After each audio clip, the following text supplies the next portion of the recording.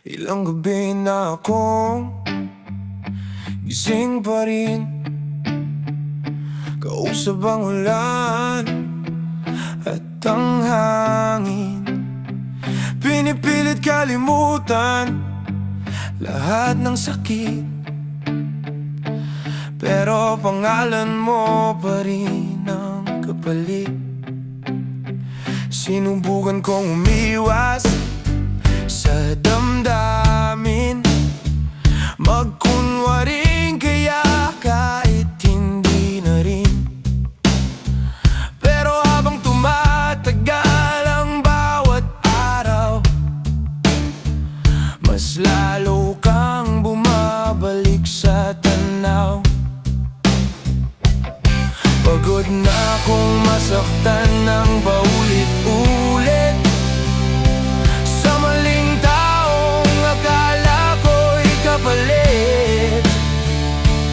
Pero bakit ikaw pa rin ang hinahanap ng pusong sawang-sawa nang umiyak? Gusto kong malaman kung ano ba ang pag-ibig, yung hindi ka iwan sa gitna ng sakit. Gusto kong maramdaman ako naman, yung pipiliin kahit hindi maintindihan. Pwede bang ikaw na lang ang tahanan ng pusong pagod na sa kasinungalingan? Kung ito na nga ba talaga ang tama, sana ikaw na,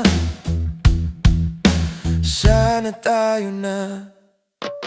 Ang dami ko nang tinagong luha, sa bawat okay lang na hindi naman talaga. Takot na akong muling magtiwala, baka sa dulo ako na naman ang kawawa. Pero noong dumating ka sa buhay ko, parang unti-unting gumaan ang mundo. Sa yakap mong hindi kailangang pilitin, natuto ulit akong umibig ng tahimik. Kung may pag-asa pa bang magmahal muli, ikaw sana ang dahilan kung bakit pipiliin ko uli. Dahil sa unang pagkakataon matapos masaktan, may taong gusto akong pakinggan. Gusto kong malaman kung ano ba ang pag-ibig, kung bakit sa'yo ko lang gustong manatili. Gusto kong maramdaman na hindi ako kulang, na may taong handang lumaban para sa'kin habang buhay lang. Kung ikaw ang sagot sa lahat ng takot, hindi na ako bibitaw kahit mapagod, kasi sa wakas may